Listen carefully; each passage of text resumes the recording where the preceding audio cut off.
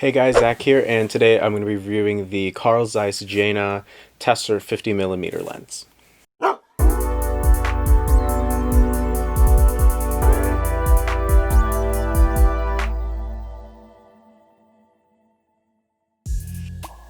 So here's an extremely brief overview of the company's history. So they've been around since the late 1840s, and they were started by a man named Carl Zeiss, and he basically manufactured microscopes.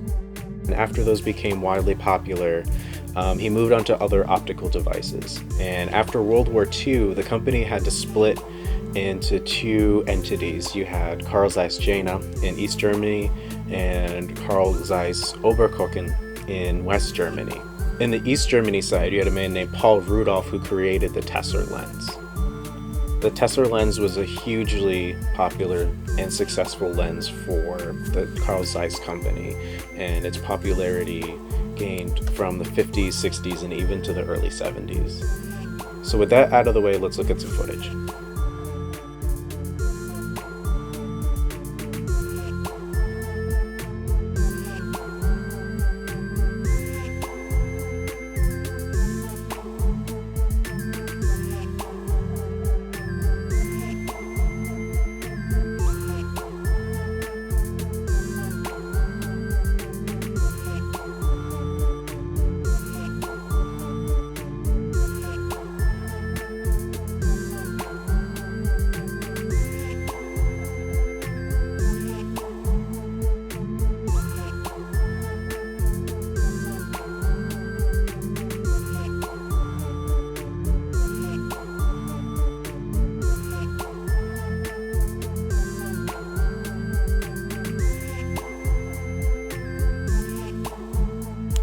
So as you can see, this lens is really phenomenal. I really love this lens. I think it's perfect for the price point.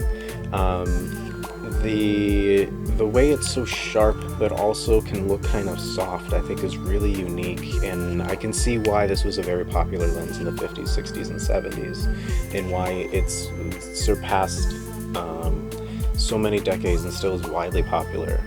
And the bokeh is really nice, and it just gives you a lot of really just unique looks. It took a little bit to get used to. It wasn't the easiest to kind of figure out the look, because again, this gives such a unique and diverse look that it's really not ideal for everything.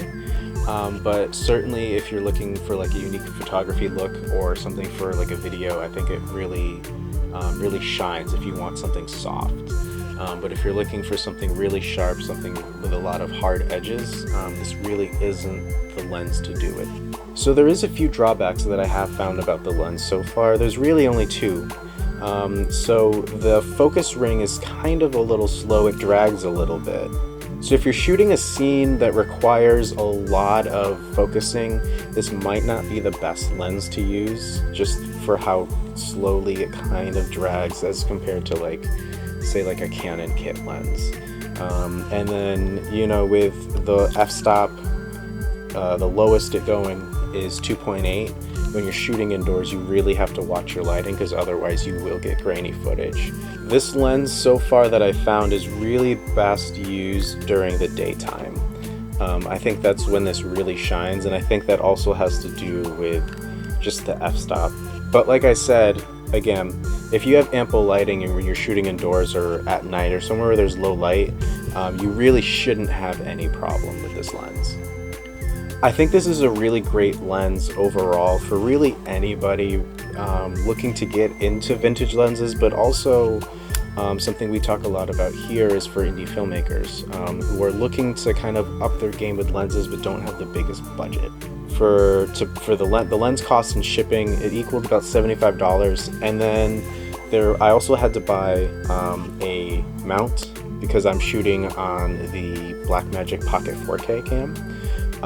So in order to fit it, I had to do a M42 4/3 mount. So that's what is on here right now, and I think that was another $25. So for $100, you get a pretty good lens, and that's still really economical compared to a lot of 50mm lenses out there from the bigger companies. So, you know, just to reiterate, I think this is just a great lens. I think vintage lenses overall are are just a great option for indie filmmakers to kind of up their game, but to also not break the budget. So I hope you liked the review.